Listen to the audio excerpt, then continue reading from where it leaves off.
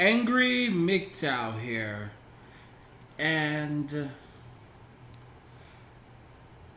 let's see here. Angry MGTOW here. I feel like I got to do something special today. I feel like I got to do something special today. You guys deserve a treat. You guys deserve a treat because you've been so awesome.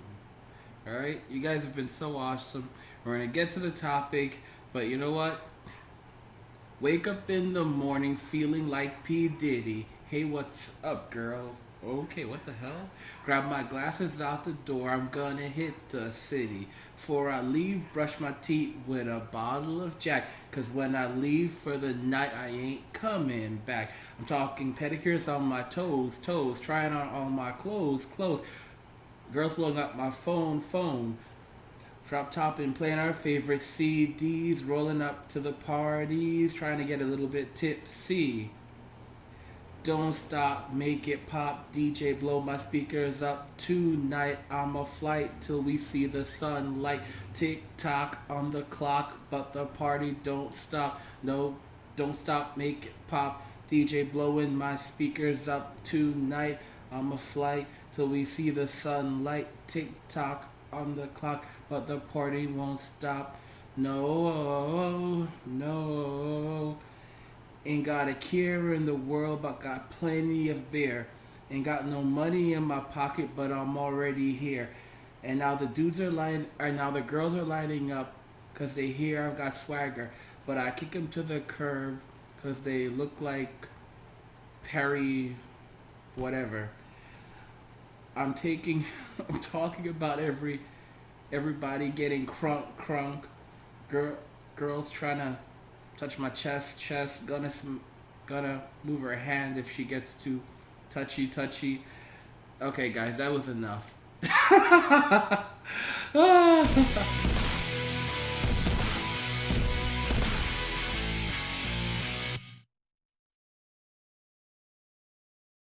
Today, the topic is actually going to be on why millennial men are refusing to have sex. Millennial men are refusing to have sex for a multitude of reasons.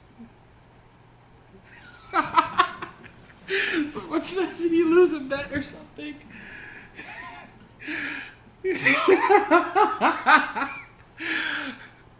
Yeah, so today millennial men are having less sex for a multitude of reasons. And and we're gonna be looking into some of these.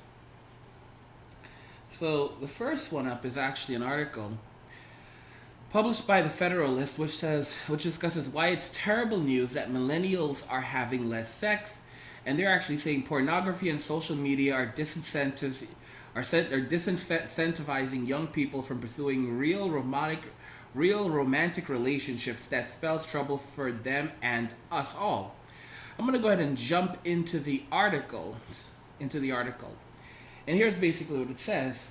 Imagine that you're the commissioner of the NFL and a certain Dallas based football team has been bringing shame upon the league with a litany of domestic abuse and DUI arrest. One day, an underling burst into your office. Good news, Commissioner. Everybody on the Cowboys roster has stopped breaking the law. That's great, you replied. Did this happen because our Stop Being a Terrible Person campaign finally worked? Oh, no, the underling says it happened because the team's plane just exploded. As the imaginary commissioner, how would you feel in this moment? Probably the same way I felt after learning that about the sex rates of unmarried millennials. So, guys, this is something that's affecting especially unmarried millennials. Millennial sex lives are in trouble. The average millennial has fewer sex partners than both Gen Xers and Boomers. And this article was published on February 8th, 2017. The average millennial has fewer sexual partners than both Generation Xers and Boomers. In 1991, 54.1% of high school students had sexual intercourse. By 2015, that number dropped to 41.2. However, during approximately the same time frame, the rate of regular church attendance by Americans dropped by nearly 10 points, while moral acceptance of extramarital sex increased. So a return to biblical beliefs concerning sexuality is certainly not the cause of millennials' increased avoidance of promiscuity. What's causing millennials to be less sexually active then? As with any trend, there are numerous explanations, but the two biggest factors seem to be the copious amounts of pornography that millennials, in particular millennial men, have grown up consuming, and the widespread use of socially isolating social networking. Just take a look at the profile of a millennial man, courtesy of Tara. Her name is Tara Barampur. Seriously, what the hell? Is that even a real name? Tara Barampur? How do you get a name like Tara Barampur? Like, that sounds like something from the Middle East. I'm not saying I have a problem with anyone from the Middle East. Or Barampur, it doesn't even sound like a real name. Like, really, what the heck? So let's go ahead and pull up this article. I want you guys to have a... I want you guys to check it out as well. You know what? I just saved it. No. Okay, so I'm going to pull up this and I want you guys to read it with me because it's pretty interesting. This is something that a millennial is actually saying about sex. When it comes to sex, this is how a millennial, one of us, actually feels about sex. So let's get that on the screen for you guys. And this is Noah Patterson. Noah Patterson, 18, likes to sit in front of several screens simultaneously, a work project, a YouTube clip, a video game. To shut it all down for a date or even a one-night stand seems like a waste. For an average date, you're going to spend at least 2 hours, and in that 2 hours, I won't be doing something I enjoy, he says. Holy cow. It's not that he doesn't like women. I enjoy their companionship. But it's not a significant part of life, said Patterson, a web designer in Bellingham, Washington. He has never had sex, although he likes porn. I'd rather be watching YouTube videos and making money. Sex, he said, is not going to be something people ask you for on your resume. You know, it's funny that millennials take a lot of shit when it comes towards being lazy, but millennials are very, very focused on making money these days. They're focused on making money and essentially optimizing every moment of their lives. They're saying, why waste time chasing pussy when you can be out there saving your money and making a better life for yourself? You know, Ludus Expat also points out that 51.8% of millennials have less than $1,000 in savings, which is one of the reasons why it's such a considerable thing. That's another reason why young people are also not dating. They're broke. Someone said, I think Angry just trolled us. It's kind of obvious that I was trolling you guys with the whole Kesha song. I did it for you. I did it because I love you guys. That was love from me to you. Let's go back to the article. Let's go back to the fucking article. Seriously. Alright, so the article continues. Will this trend persist or will millennials change? So, for those who believe that sex is something that ought to take place only within confines of marriage, it's initially encouraging to hear that millennials are having less sex outside of marriage. It becomes profoundly discouraging, however, to learn that the cause is not a rediscovery of Christian morality, but having their plane shot down by the bazooka blast of smut and antisocial behavior. This is the article, guys. So it's saying that millennials are choosing not to have sex because they are antisocial and because of especially because of smut, especially young men. Don't forget that earlier in the week I put out a video that showed top scientists are now blaming MGTOW, saying that there's a direct correlation with men choosing not to marry and the MGTOW movement. I just have to love this, and it's the philosophy, but they can call us a movement if they want to. We are actually making a dent. The article continues, this raises an important question. Is this a curious fad or troubling trend? Honestly, it's not a fad. It's not a trend. It's something that's going to persist. Will the millennial lack of interest in sex eventually correct itself? We adjust to life in the internet age. Once we adjust to life in the internet age, or will they be unable to pull themselves out of the screen-filled, porn-infested tar pit and rediscover the value of of human companionship and physical love? I worry that many won't. That tar pit isn't merely delaying millennials' pursuit of procreation and human companionship. It's grinding to a halt one of the most important cogs that moves that machine. A cog known as developing an appreciation for feminine virtues. Guys, I want to listen. I want to repeat this. This is an article written by a man. I worry that most won't. That tar pit isn't merely delaying millennials' pursuit of procreation and human companionship. It's grinding to a halt one of the most important cogs that moves that machine, a cog known as developing an appreciation for feminine virtues, essentially worshiping the women. Guys, here's something interesting you have to consider. For social events to happen, for women to have parties to go to, for these things to take place, it actually takes alpha males. It actually takes real men to put these events together, to court the women, and then the beta males basically hover around trying to pick up anything that they can. But when alpha men, when men who make money, when men in general are saying, you know what, we don't want to have anything to do with women, let the beta males have them. It makes it even more difficult for the beta males to find a date. Believe it or not, because men are not creating environments where where you can go out and get a woman, and it's becoming, as more and more men choose not to get a woman and choose to avoid women, it becomes more of a social standard and a social drive to avoid women entirely. So basically, men look at what other men are doing. So if most other men are avoiding women, then they're basically going to say, well, if they're avoiding women, then it means that it's probably dangerous for me to go and get a woman, which is unfortunate. In other words, men want other men to take risk. That's how beta males operate. They like alphas to take risk, set the pace, and then they go out and then pick up the scraps. But if more and more men, especially alphas, are saying, you know what, it's not worth it. We're not going to go out there and chase these nutters. Then it makes it more difficult for these beta males to go up and pick up the scraps along the way. But it's interesting that developing an appreciation for feminine virtues, in other words, pussy worshipping. I cannot believe this guy actually wrote that in there. Is grinding to halt one of the most important cogs that moves that machine. A cog known as developing an appreciation for feminine virtues.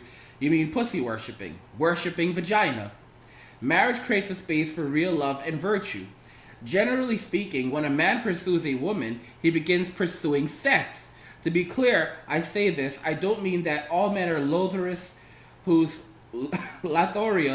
intent to approach a woman is always to seduce her by the end of the evening. Rather, I mean that the biological desire to procreate is what first compels a man to pursue a woman, regardless when he believes that procreative acts should take place. For example, the reason a Christian man asks a cute young woman in his college Bible study group is because he's pursuing sex, even if his intention is not to have sex until they would be married. He sees an attractive woman, he experiences desire to do what his body was designed for, to unite sexually with hers and create life. And so he approaches her as the first step to fulfilling his biological need. As men pursue women, however, they come to develop a more robust appreciation of what women have to offer beyond physical beauty and sexual gratification.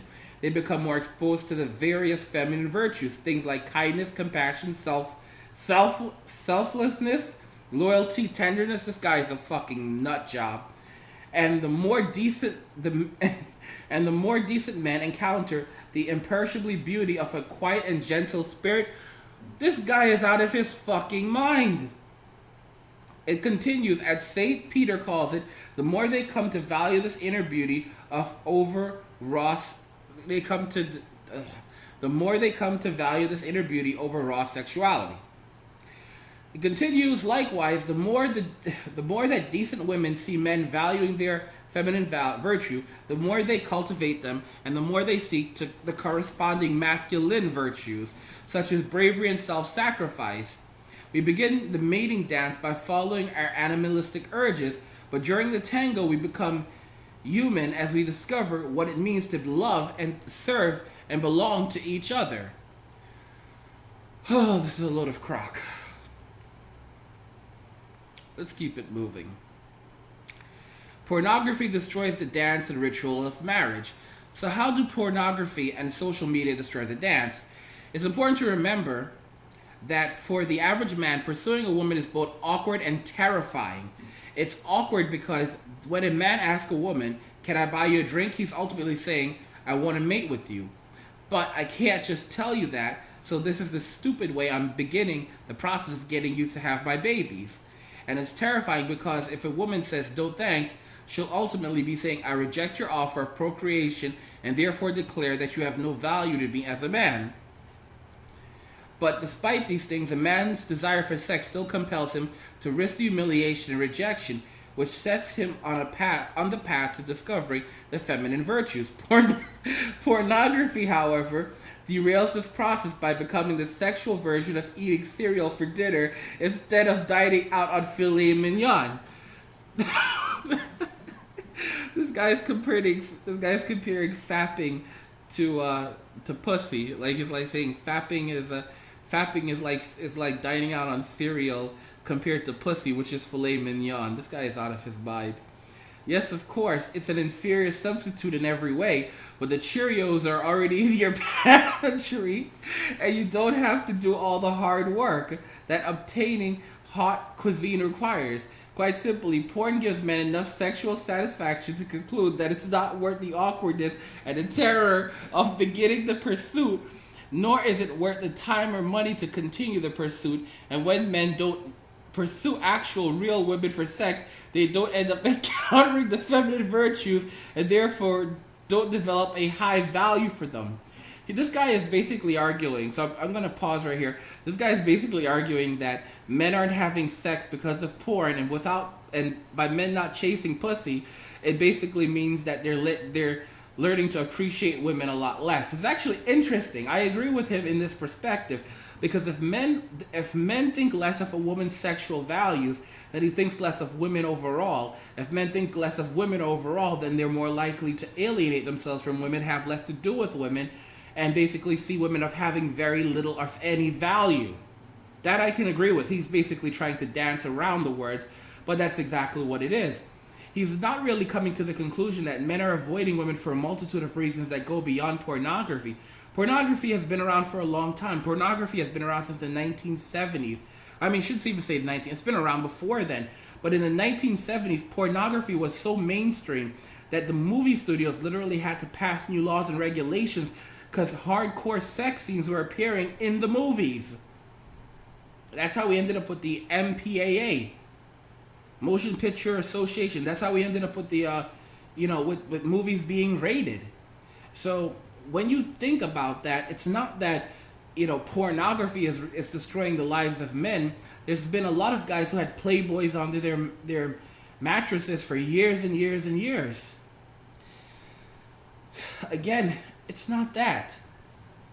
What's causing this is the fact that men are seeing that women are no longer worth it. They're attacked for having any sexual interest in a woman. Feminists say that you need to find a fat and repulsive woman sexually appealing, but also don't objectify her at the same time with your penis. I mean, when men are getting so many mixed messages, they're being demonized in school for expressing any male energy at all. They're basically saying, you know what, screw it. I'll just stay home and watch porn, jerk off, play video games, and live. I can tell you guys right now that if pornography were to vanish, if countries were to completely dismantle pornography, sure, there would be an increase in the number of men who have sex with prostitutes. There would be a big increase in the number of men who have sex with prostitutes, but there would not be an increase in the number of relationships happening. Or there would be more cases of pump and dump.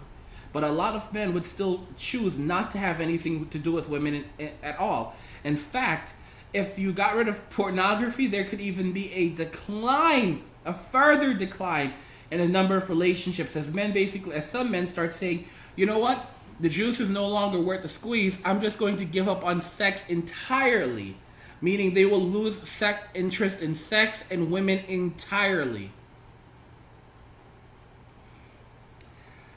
The internet prevents us from developing relationships, the article continues. Social media only compounds this problem. The more social media pulls us away from actual people, the less we're capable of seeing how much more valuable and rewarding true human interaction is. The more our eyes are locked on notification-filled screens, the more we become unable to see the superior of locking eyes with an actual human being, of feeling real emotions with that person or sharing our hearts and our bodies with them. The more we eschew real human interactions, the more we convince ourselves that digital interactions are real.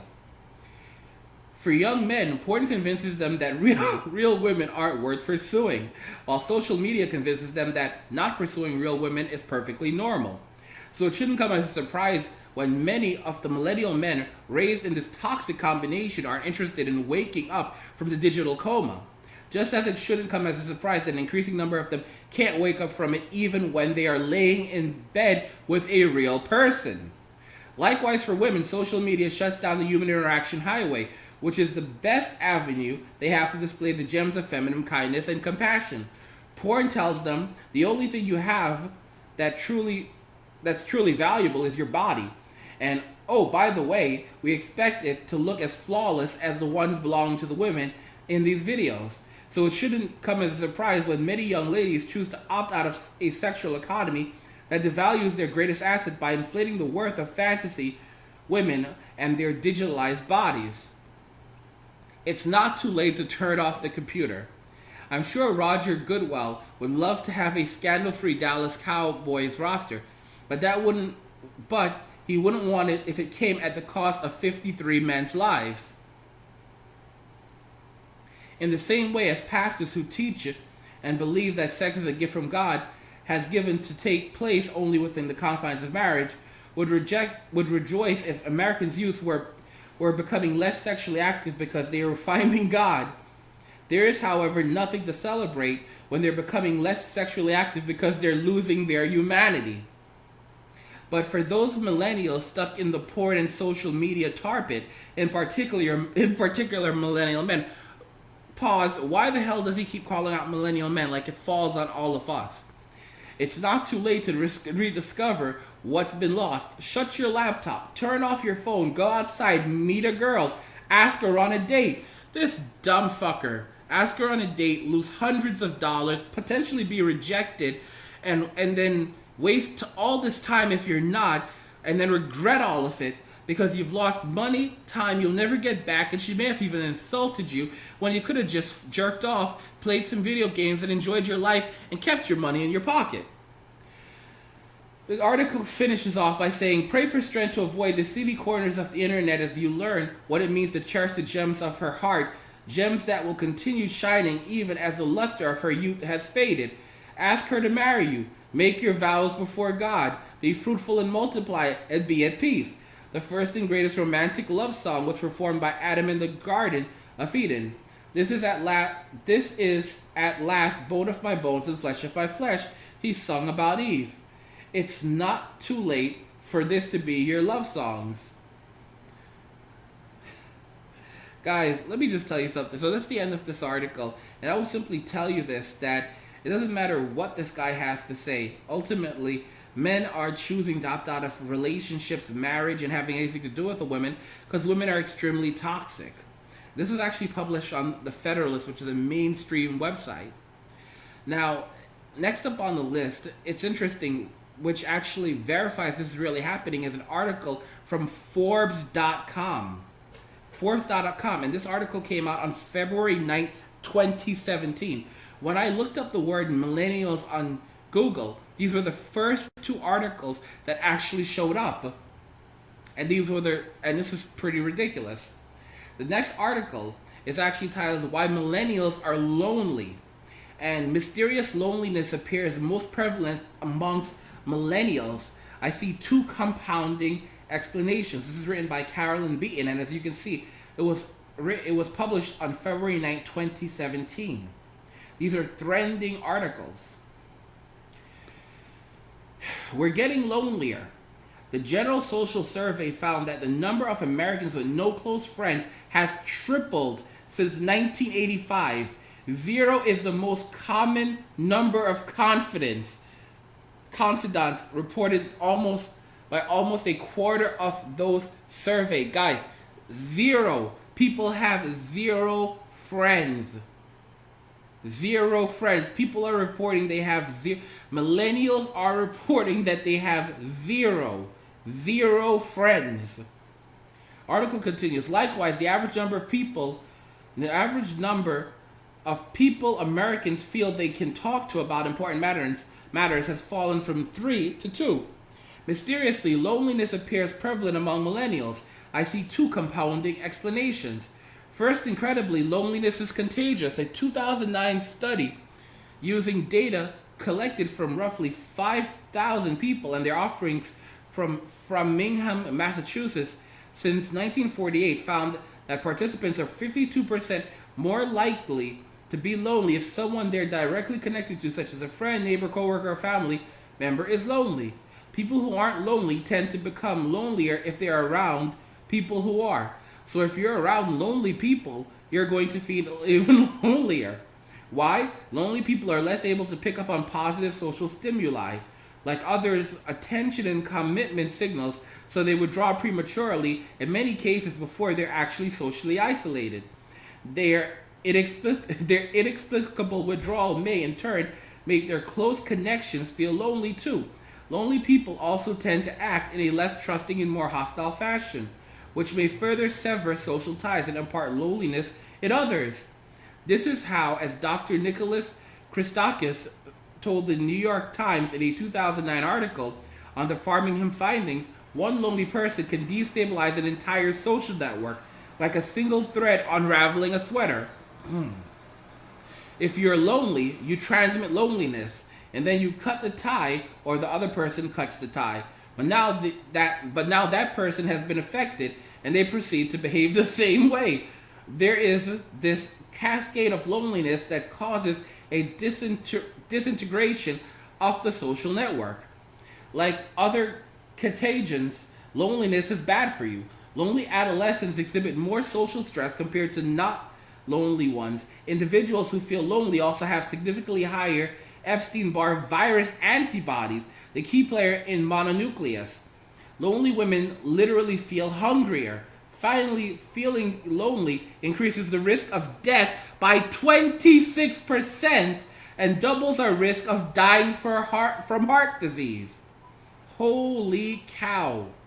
So guys, just pausing right here. We are going to be a generation that is sexless, that is more likely, twice as likely to die from heart disease, and 26% more likely to die than our parents. We are really fucked as millennials. Let's continue into this miserable article. But if loneliness is inherently contagious, why has it just recently gotten worse? My prediction is that it probably has something to do with that many of us are coming of age. Let's see what the article says. The second reason for millennial loneliness is the internet makes it virtual. It's not a coincidence that loneliness began to surge 2 years after Apple launched its first commercial personal computer, and 5 years before Tim Berners-Lee invented the World Wide Web. Ironically, we use the internet to alleviate our loneliness. Social connection no longer requires a car, phone call, or plan, just a click.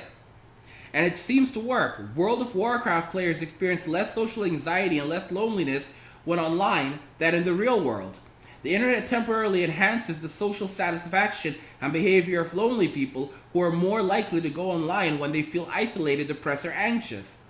The internet provides, as David Brooks wrote in a New York Times column last fall, a day of happy touch points. But the internet can eventually isolate us and stunt our remaining relationships. Since Robert Putnam's famous 2000 book Bowling Alone, the breakdown of community and civic society has almost certainly gotten worse. Today, going to a bowling alley alone, Putnam's central symbol of social capital deficit, would actually be a definitive social. Instead, we're bowling and a host of other pseudo-social acts online. One reason the internet makes us lonely is we attempt to substitute real relationships with online relationships. Though we temporarily feel better when we engage others virtually, these connections tend to be superficial and ultimately dissatisfying. Online social contacts are not an effective alternative for offline social interactions, some one study. In fact, the presence of technology can hinder genuine offline connection. Simply having a phone nearby cause peers and strangers to rate their conversation as less meaningful, their conversation partners as less empathic, and their new relationship as less close than strangers with a notebook nearby instead. Excessive internet use also increases feelings of loneliness because it disconnects us from the real world. Research shows that lonely people use the internet to feel totally absorbed online, a state that inevitably subtracts time and energy that could otherwise be spent in social activities and building or fulfilling offline friendships. Further exasperating our isolation is society's tendency to ostracize lonely peers. One famous 1965 study found that when monkeys were confined to a solitary isolation chamber called the Pit of Despair and reintroduced to their colony months later, they were shunned and excluded. The Birmingham study suggested that humans may also drive away the lonely so that they feel socially isolated and can lead one to becoming objectively isolated. The more isolated we feel, the more we retreat online, forging a virtual escape from loneliness. This is particularly true for my generation who learned to self-soothe with technology from a young age. It will only become more true as we flock to freelancing and other means of working alone. In his controversial 1970 book, The Pursuit of Loneliness, sociologist Philip Slater coined the term toilet assumption. Our belief that undesirable feelings and social realities will simply disappear if we ignore them. Slater argued that American individualism and in turn our loneliness is rooted in the attempt to deny the reality of human interdependence. The internet is perhaps the best example to date of our futile attempt to flush away loneliness. Instead, we're stuck in a mounting pile of infectious isolation. And the person who wrote this article, Caroline Beaton, is a workplace psychology journalist. So, guys, this is pretty interesting stuff. As you can see, millennials are more lonely than ever. We're the loneliest generation. We're the loneliest generation in history. We are the most sexless generation in modern history. I mean, we're doing pretty fucking bad. And it's only going to keep getting worse. As more young people come of age, they're saying, you know what, we've seen what relationships lead to. From young men, it's false rape accusations, picking up large amounts of, spending large amounts of money with no guaranteed return and having to deal with narcissistic females. Again, it has very little gain. There are very little gains for men. And typically men would say, well, you know what, sex is going to be the primary motivator, but they're seeing that the juice is no longer worth the squeeze. I can guarantee you guys that if pornography was banned, if pornography was banned from the web today, Playboys, all of that crap would make a big comeback. Guys would literally start stocking up on tons and tons of books of porn. They would go right back to it. They would retreat into virtual reality porn.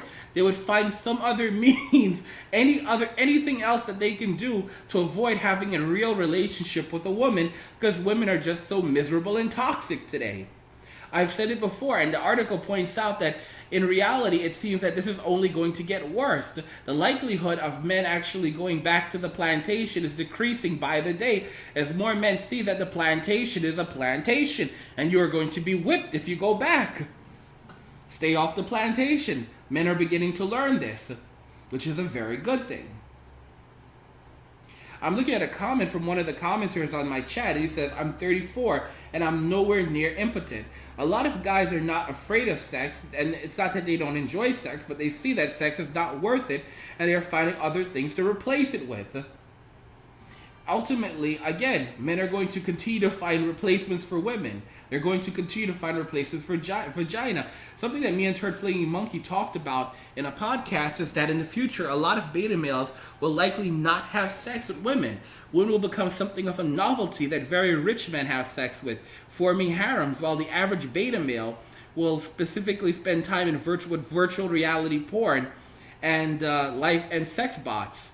Again, it'll be a much better option for these guys when they realize just how expensive it is to have a relationship, or costly and dangerous it is to have a relationship with a real woman. And again, real women come with real problems. Everything from STDs to bad attitudes and bad body odors. Plus bad attitudes, and especially the bad attitudes which are just downright toxic and unappealing to most men, especially young millennial men. I want to know if you guys agree that millennial men are refusing to have sex because they're tired of the bullshit and the narcissism that they're seeing from millennial women and just women generally in society. This is going to be a trend that we see as newer generations emerge and enter adulthood. I want to know if you agree with these findings. Also, don't forget that I make 3 of these videos every single day, so please consider becoming a Patreon. You can become a Patreon by heading over to my YouTube homepage, clicking on the Patreon link, or you can find a link to my Patreon in the description of this video, and you can make a donation via Patreon. Please consider using Patreon because it ensures I can continue to make quality content for you guys on a regular basis, so choose Patreon instead of PayPal. Also, don't ever miss another Angry MGTOW video again by enabling notifications. You can click on the notification button below every Angry MGTOW video. It's right next to the subscribe button, so if you end up getting unsubscribed accidentally, you'll still get notifications. Just go ahead and turn on notifications. When you click the button, you'll see a pop that says send me notifications for this channel. Send me all notifications for this channel. Check the box, hit save. If you've already done it, you don't have to do it again. This will ensure that you will always receive a notification whenever I put out a new video or whenever I am live streaming. So let me know if you agree that millennial men are refusing to have sex because sex has no incentive anymore. There are too many risks, there are too many hazards, and there are too many incentives to actually not have sex. Focusing on yourself, going your own way, playing video games, doing the things you enjoy, saving your money, and having a better quality of life are just a handful of the reasons why young men are choosing not to have sex, and why more and more men will increasingly decide to avoid the endeavor of having sex and even interacting with women at all. Let me know what you think in the comment section. If you enjoyed the video, go ahead and hit the like button. Don't forget to subscribe. And if you like the video, share the video. And just remember that all roads lead to MGTOW or death. And cheers!